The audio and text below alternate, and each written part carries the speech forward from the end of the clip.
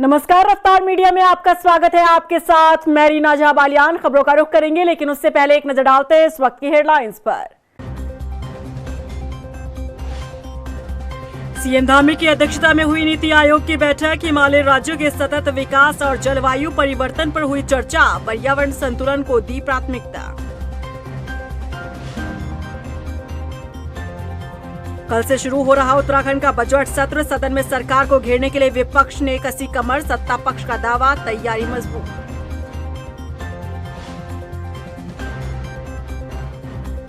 Smart meter पर सियासत जारी। बीजेपी विधायक ने भी उठाए सवाल। विपक्ष के बवाल के बाद अपने बयान से पलटे विधायक खजानदास।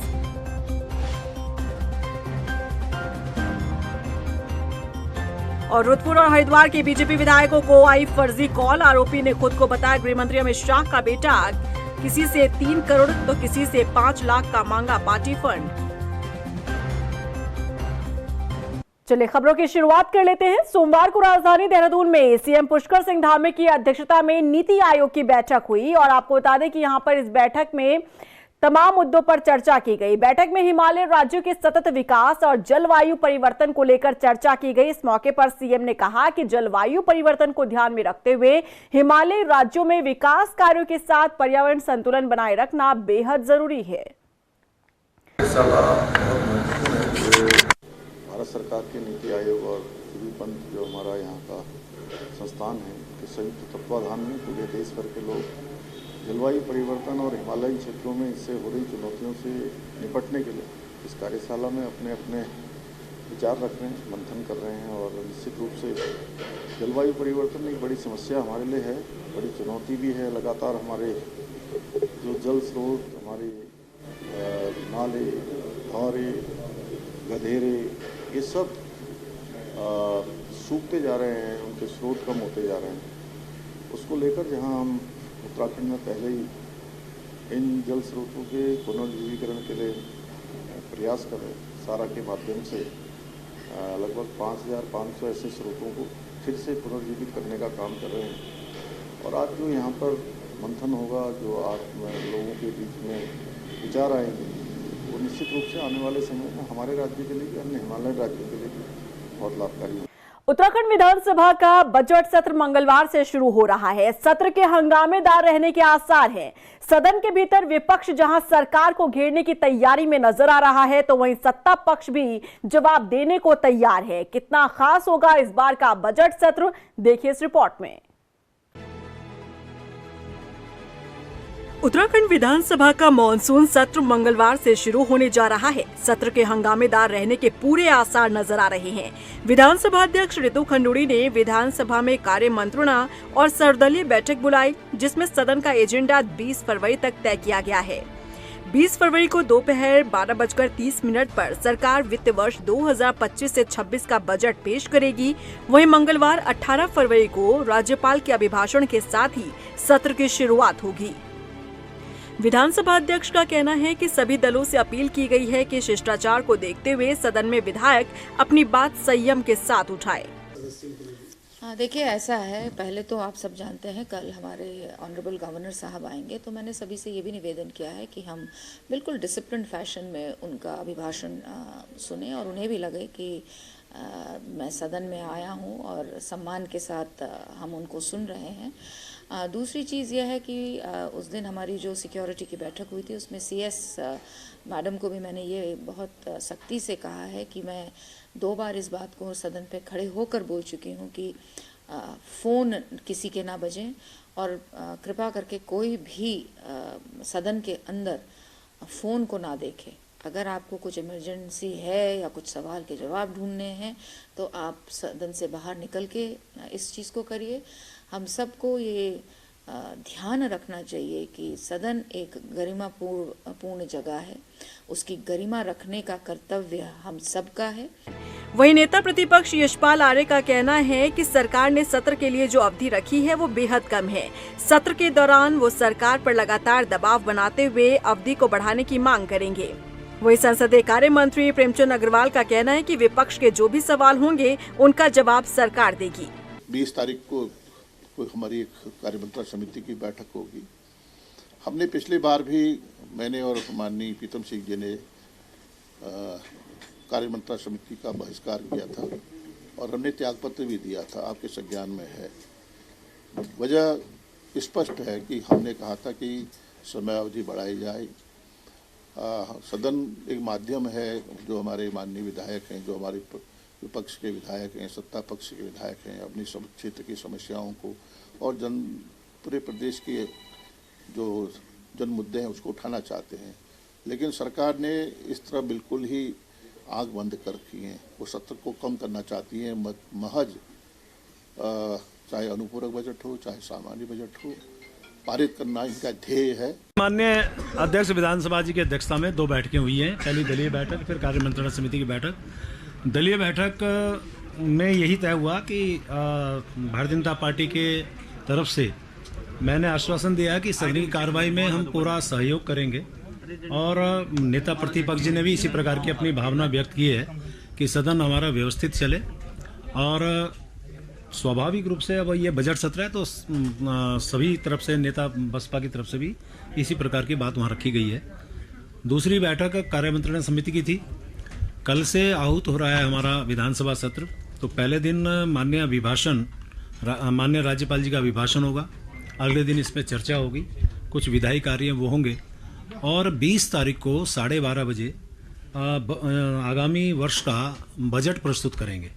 मंगलवार से शुरू हो रहे उत्तराखंड विधानसभा के बजट सत्र के हंगामेदार रहने के पूरे आसार नजर आ रहे हैं। विपक्ष जहां सत्र की अवधि कम होने समेत कई मुद्दों को लेकर सरकार को घेरने की बात कर रहा है, तो वहीं सरकार भी जवाब देने को तैयार दिख रही है।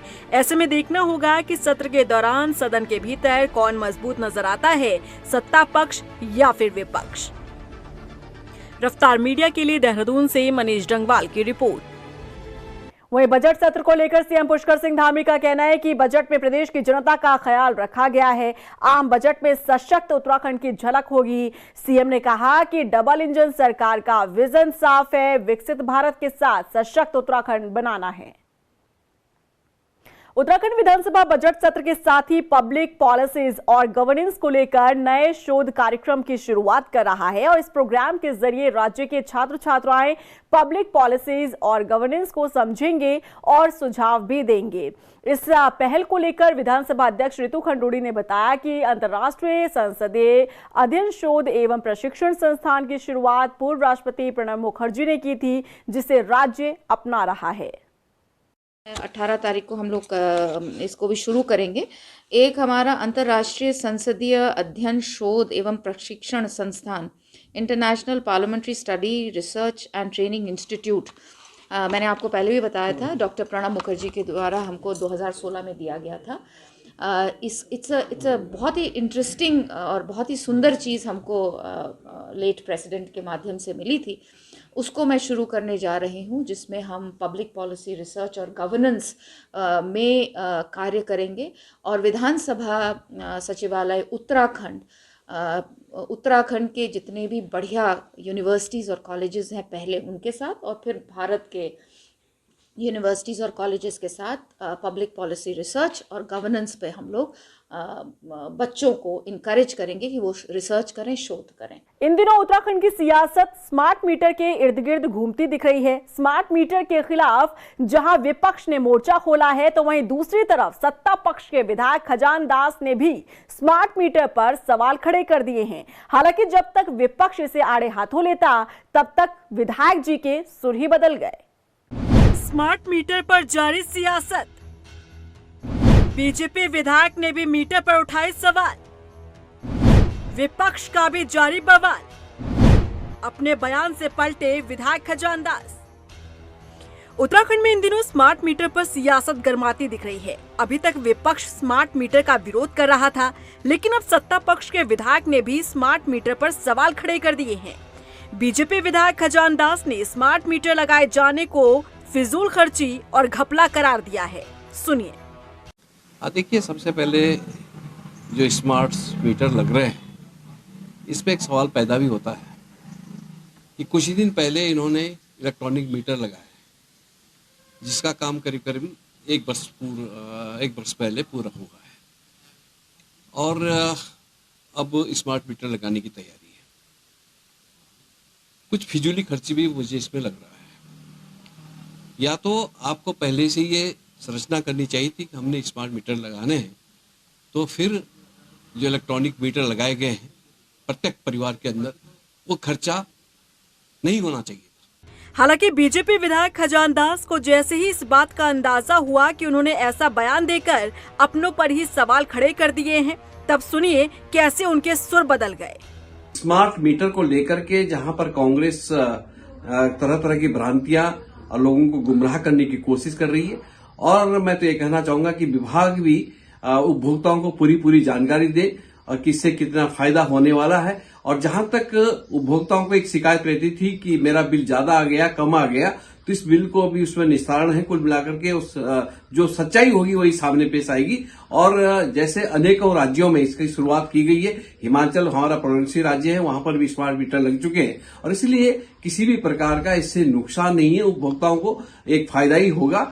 यानी कि बीजेपी विधायक ने भले ही दबाव में आकर बयान बदल दिए हों, लेकिन एक आम नागरिक की तरह उनके मन में भी स्मार्ट मीटर को लेकर सवाल है, और वो भी तब जब वो उसी पक्ष के विधायक हैं जिस पक्ष की प्रदेश में सत्ता है। हालांकि विधायक के बयान भले ही बदल गए हों, लेकिन विपक्षी दल कांग्रेस इस मुद्दे को यूं ही हल्के में जाने नहीं देना चाहती। कांग्रेस विधायक प्रीतम सिंह और कांग्रेस प्रदेश अध्यक्ष करण माहरा दोनों ही नेता बीजेपी विधायक खजान दास के बयान को आधार मानते हुए स्मार्ट मीटर की खामियां गिनवा रहे हैं। देखिए, कांग्रेस का पहले से इसमें स्टैंड है कि एक बड़े औद्योगिक घराने को मदद करने की नीयत से ये सब हो रहा है, और घपला भी है। जब पुराने ऑलरेडी मीटर्स काम कर रहे हैं तो स्मार्ट मीटर्स लगाने की आवश्यकता क्या पड़ गई। दूसरा, इन स्मार्ट मीटर्स में एक बहुत बड़ी दिक्कत यह है कि जो आम आदमी है, किसान है, एक निम्न मध्यम वर्गीय परिवार के लोग हैं, जिनका जैसे किसान की फसल बिकती है तब उसके पास पैसा रहता है, तब वो देता है। और अमूमन ये देखने में आता है कि कभी कभी हालात ये होते हैं कि एक सीज़न ऐसा आता है जिसमें बहुत आर्थिक रूप से दिक्कतें झेल रहा होता है किसान, और वो 2-3 महीने का एक साथ बिल देता है। बिल आता है, पेंडिंग रहता है, फिर दूसरे साल, फिर दूसरे महीने फिर होता है, तीसरे महीने में, कभी दूसरे महीने में बिल देते हैं, और उनके लिए बिजली नहीं कटती। लेकिन ये स्मार्ट मीटर के बाद ये होगा, आपकी जेब में अगर पैसे हैं और आपने रिचार्ज कर दिया है, तो जितनी देर रिचार्ज चलेगा, जैसे मोबाइल चलता है, उतनी देर आपकी बिजली चलेगी। जैसे ही आपका पैसा ख़त्म हो, आपकी बिजली। स्मार्ट मीटर के परिप्रेक्ष्य में मैं ये कहना चाहूँगा कि आज पूरे प्रदेश की जनता स्मार्ट मीटर लगाने के विरोध में है, और जनप्रतिनिधि भी, स्वाभाविक बात है, जनता की आवाज़ होती है, वो उस आवाज़ को बुलंद करने का काम कर रहे हैं। अब आप कह रहे हैं कि सत्ता पक्ष के जो हमारे विधायक हैं उन्होंने भी इस बात को कहा है कि कहीं ना कहीं इसमें कोई ना कोई घपला है। पहले ही स्मार्ट मीटर को लेकर मोर्चा खोले कांग्रेस अब बीजेपी विधायक खजान दास के बयान के बाद से नए सिरे से हमलावर नजर आ रही है। लेकिन देखना होगा कि कांग्रेस के इस विरोध का आखिर कितना असर पड़ता है। रफ्तार मीडिया के लिए देहरादून से सुशांत सिंह के साथ ब्यूरो रिपोर्ट। उधर किच्छा में स्मार्ट मीटर का पुरजोर विरोध हो रहा है। सोमवार को भी क्षेत्र में लोगों ने बड़ी संख्या में प्रदर्शन किया। बता दें कि नाराज लोगों ने कांग्रेस विधायक तिलक राज बेहड़ के नेतृत्व में स्मार्ट मीटर की शव यात्रा निकाली और शमशान घाट के बाहर उसे अग्नि के हवाले किया। इस मौके पर कांग्रेस विधायक तिलक राज बेहड़ ने कहा कि बीजेपी सरकार गरीबों का खून चूसकर बिजली विभाग को अडानी के हाथों बेचना चाहती है। आज हम लोगों ने अडानी और प्रीपेड मीटर है उसकी शव यात्रा निकाली है और यहाँ शमशान घाट के बाहर लाके उसका संस्कार किया है। जिस तरीके से ये सरकार सब लोगों के ऊपर वोट डाल रही है, क्षेत्रीय जनता के ऊपर जो वोट डाल रही है, जो प्रीपेड मीटर लगाने का इनका प्लान है पूरा, आगे चल के जो आप कह रहे हैं स्मार्ट मीटर है, तो आगे चल के प्रीपेड बनेगा। तो कभी सरकार कहीं घुमा देती है, कहीं घुमा देती है। ये लड़ाई किच्छा से प्रारंभ हुई है, आज पूरे उत्तराखंड में नहीं देश के अंदर चर्चा का विषय बन चुकी है। मैं पंजाब गया, वहाँ भी लोग मुझसे पूछ रहे हैं। ये लड़ाई हमको जारी रखनी है। आज हम यहाँ पर लड़ाई कर रहे हैं, फिर कल इंदौर में होगी, विधानसभा के अंदर होगी। मुझे खुशी है कि रामनगर, जसपुर, उत्तराखंड में कई शहरों में लोग इसका विरोध कर रहे हैं। सोमवार को हल्द्वानी के बागजाला में जिले के सभी उप जिलाधिकारी और अधिशासी अधिकारियों की बैठक हुई, जिसमें उन्हें यूसीसी के प्रावधानों के तहत जानकारी दी गई। बैठक में समान नागरिक संहिता लागू होने के बाद आ रही तकनीकी दिक्कतों को लेकर भी विस्तार से चर्चा की गई। प्रशिक्षण अधिकारी आशीष गुप्ता ने बैठक का उद्देश्य समान नागरिक संहिता की सही जानकारी देना बताया। शासन के द्वारा ये कहा गया है कि समस्त अधिकारियों को रूल्स के संबंध में कि विवाह का पंजीकरण, विवाहों का जो तलाक हो रहे हैं, तलाक के संबंध में, और पूर्व से जो विवाह हो चुके हैं उनको पंजीकृत कराए जाने के संबंध में, विल रजिस्टर्ड कराने जाने के संबंध में, और विशेषकर लिव इन रिलेशनशिप के जो संबंध हैं उनको रजिस्टर्ड कराने के संबंध में जो जो आवश्यकताएं हैं, जिस प्रकार से जो निबंधक हैं, उप निबंधक हैं, महानिबंधक हैं, उनके क्या दायित्व होंगे, उनके क्या अधिकार होंगे, पंजीकरणकर्ताओं के क्या अधिकार और दायित्व होंगे, और क्या क्या इन रूल्स में क्या क्या चीज़ें बताई गई हैं जिससे कि इनका जो क्रियान्वयन है वो सही तरीके से हो सके। इस संबंध में जानकारी आज दी गई है। उधर रुड़की पहुंची सीडीओ आकांक्षा कोंडे ने जन कल्याणकारी योजनाओं को लेकर समीक्षा बैठक की, जिसमें उन्होंने अधिकारियों से योजनाओं पर फीडबैक लिया। दरअसल कुछ वक्त पहले ग्रामीण स्तर पर चल रही सरकारी योजनाओं में कई खामियां मिली थी, जिन पर संज्ञान लेते हुए सोमवार को सीडीओ ने नारसन ब्लॉक में पहुंचकर हकीकत को जाना, जिसमें उन्हें कई खामियां मिली। में जो हमारी केंद्र सरकार की और राज्य सरकार की योजनाएं हैं, मेनली नरेगा है, प्रधानमंत्री आवास योजना, रीप, एनआरएलएम, 15 वित्त, सभी योजनाओं की समीक्षा की गई है। कई मानकों में नारसन ब्लॉक जो है पीछे है, जिस कैटेगरी में वो पीछे है उनको बताया गया है, वीडियो को भी अवगत कराया गया है कि इसमें तत्काल जो है वो नियमानुसार कार्रवाई करें और इसमें प्रगति लाएं। और कुछ जो अच्छे काम हो रहे हैं उसको भी अभी फील्ड विजिट के माध्यम से वो भी देखा जाएगा। और जो कार्मिक एब्सेंट हैं आज उनके विरुद्ध विभागीय कार्रवाई लिखने के लिए वीडियो साहब को आदेश दिया गया है। उधर बजट सत्र के दौरान बोर्ड परीक्षार्थियों को परेशानी ना हो, इसका ख्याल रखा गया है। बता दें कि विधानसभा अध्यक्ष ऋतु खंडूड़ी ने जिलाधिकारी को एक एडवाइजरी जारी करने के निर्देश दिए हैं। डीएम सवीन बंसल ने बताया कि अधिकारी और स्कूलों के प्रिंसिपल एक साथ कोऑर्डिनेशन मीटिंग में रूट प्लान तैयार करेंगे। यही प्रयास किया जाएगा। ऑनरेबल स्पीकर मैम के भी यही डायरेक्शंस हैं कि हम कोऑर्डिनेट ऐसे करें और रूट प्लान भी ऐसे किया जाए कि बच्चों को भी असुविधा ना हो और सत्र में भी व्यवधान ना हो। स्कूल प्रिंसिपल से हम कोऑर्डिनेशन मीटिंग कर लेंगे और ये प्रयास भी किया जाएगा कि बच्चों को थोड़ा सा अर्ली स्कूल्स में रिक्वेस्ट की जाएगी कि they should arrive early to their respective schools, जिससे जब हमारे ट्रैफिक कंजेशन का टाइम हो तो उससे पहले ही वो अपने गंतव्य स्थान तक पहुंच जाएं। और साथ ही साथ law and order security as per मानक एंड प्रोटोकॉल इंश्योर की जाए। देहरादून नगर निगम में मेयर सौरभ थपलियाल और नगर आयुक्त नमामि बंसल ने संयुक्त 15 इलेक्ट्रिक कूड़ा वाहनों को हरी झंडी दिखाकर रवाना किया। नगर निगम देहरादून द्वारा संचालित ये वाहन रिस्पना नदी स्थित मलिन बस्तियों से कूड़ा उठान का काम करेंगे। मेयर सौरभ थपलियाल ने कहा कि स्वच्छता सर्वेक्षण की दिशा में निगम का ये महत्वपूर्ण कदम होगा। देखिए, जो हमारी मलिन बस्तियां हैं रिस्पना और बिंदाल नदी के किनारे, वहाँ पर अब जैसे कि आप जानते हैं कि एक सफाई अभियान चलाया गया था रिन्यू रिस्पना, और अभी भी ये सफाई अभियान जारी है। उसमें जैसे ही पब्लिक को रिवर बेड में डालने से रोकने का हमने चालानी कार्रवाई की है, उसी क्रम में देखा गया कि सड़क पर कूड़ा गिरने की स्थिति बन रही थी।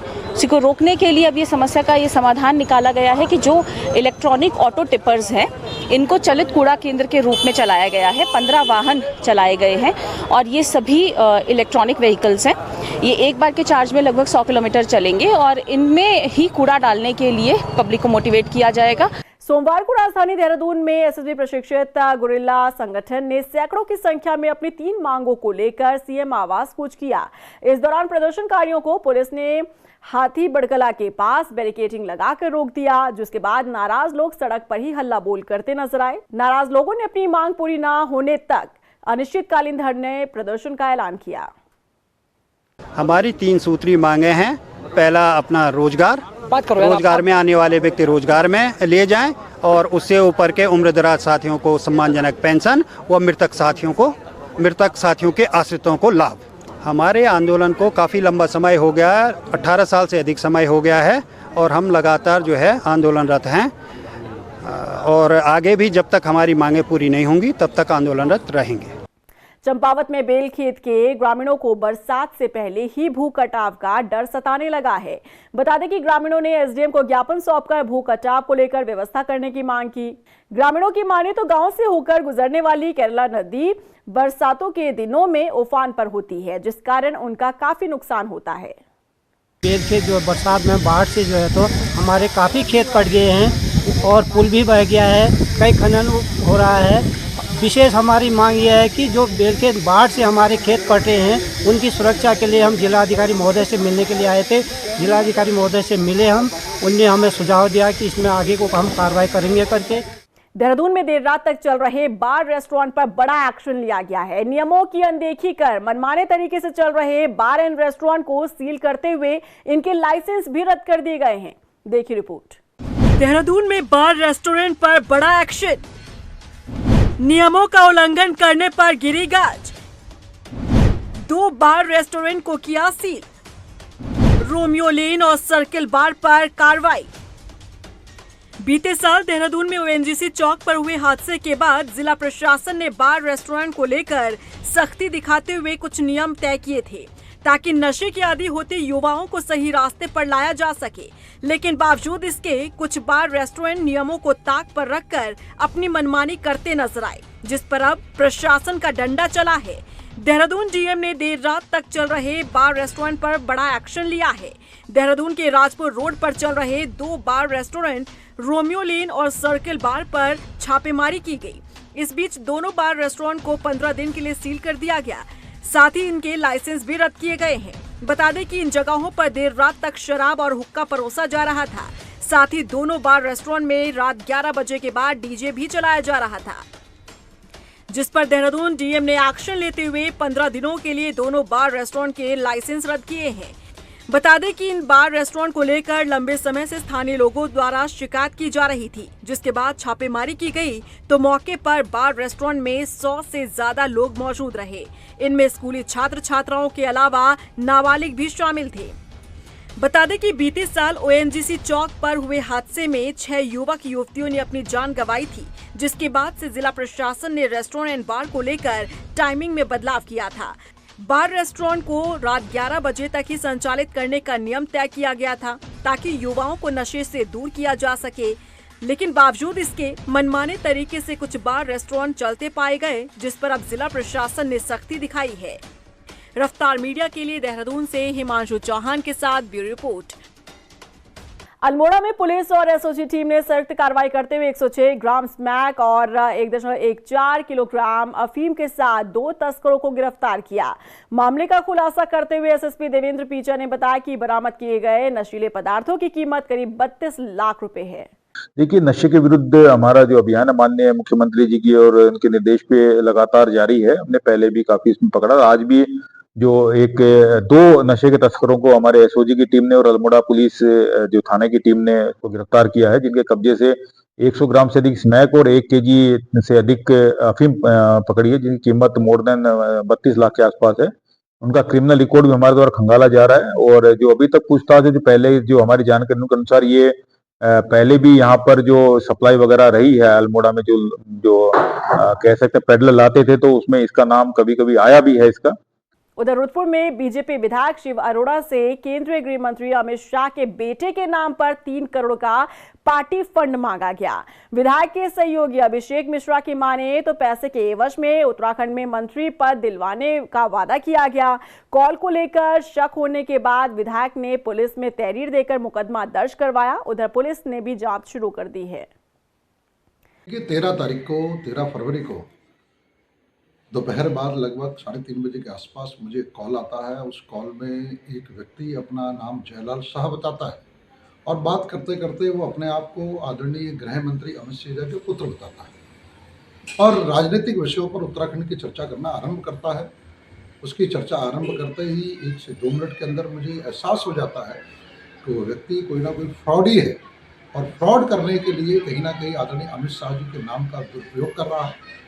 और स्वाभाविक रूप से जो मुझे पता लगता है, उससे सामान्य बातचीत करने के बाद वो आदरणीय राष्ट्रीय अध्यक्ष जेपी नड्डा जी का नाम लेता है, आदरणीय जिसे कहते हैं कि गृह मंत्री अमित शाह जी का नाम लेता है और इस प्रकार की चर्चा करता है कि यहाँ का मंत्रिमंडल का विस्तार होना, उस मंत्रिमंडल के विस्तार में हम आपके हित के लिए बात कर सकते हैं, और उसी में वो अपने पैसों की मांग करता है। स्वाभाविक रूप से मेरे द्वारा कोई इसमें बात तो नहीं की जाती, लेकिन मैं उससे टटोलने के लिए, जानकारी उससे अधिक लेने के लिए मैं उससे पूछता हूँ भाई क्या है आपका, नड्डा जी से बात करा दो, आप अमित शाह जी से बात करा दो, तो स्वाभाविक रूप से उसमें वो टाल मटोल करता है।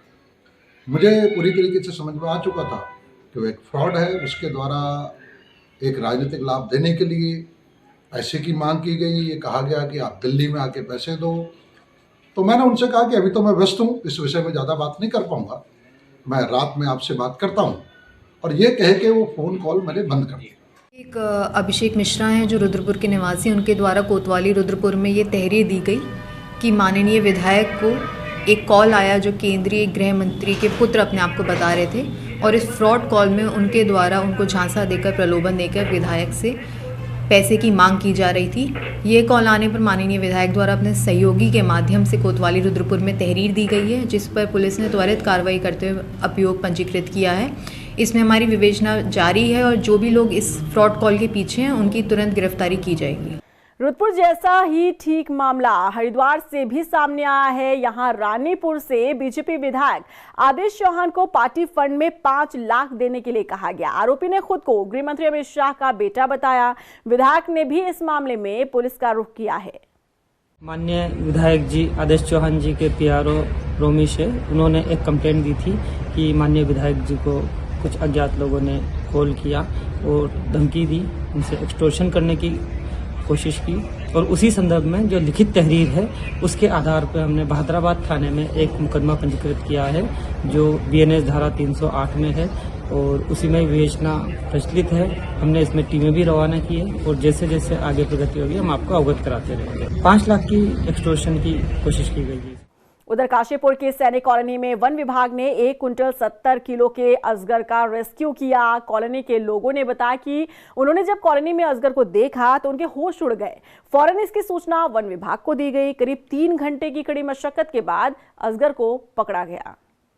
लगे कम से 3 घंटे रेस्क्यू करने में, और ये काशीपुर सैनिक कॉलोनी से रेस्क्यू किया रामपुरा गाँव से, और ये 1 कुंटल 70 किलो का सांप है। मैं आमपोखरा रेंज में तराई पश्चिमी में, हमारा यही काम है कि नए सांपों को पकड़ना और जंगलों में छोड़ना। किया था अभी, मगर ये नुकसान कर देता, अगर कुछ दिनों वहाँ रहता तो नुकसान कर देता। और इसी के साथ फिलहाल इस बुलेटिन में बस इतना ही, लेकिन चलते चलते एक नजर डालते हैं इस वक्त की हेडलाइंस पर। सीएम धामी की अध्यक्षता में हुई नीति आयोग की बैठक। हिमालय राज्यों के सतत विकास और जलवायु परिवर्तन पर हुई चर्चा। पर्यावरण संतुलन को दी प्राथमिकता। कल से शुरू हो रहा उत्तराखंड का बजट सत्र। सदन में सरकार को घेरने के लिए विपक्ष ने कसी कमर। सत्ता पक्ष का दावा, तैयारी मजबूत।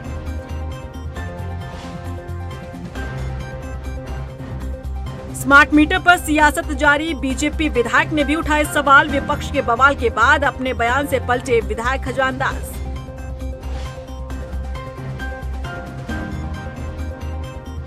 और रुद्रपुर और हरिद्वार के बीजेपी विधायकों को आई फर्जी कॉल। आरोपी ने खुद को बताया गृह मंत्री अमित शाह का बेटा। किसी से 3 करोड़ तो किसी से 5 लाख का मांगा पार्टी फंड।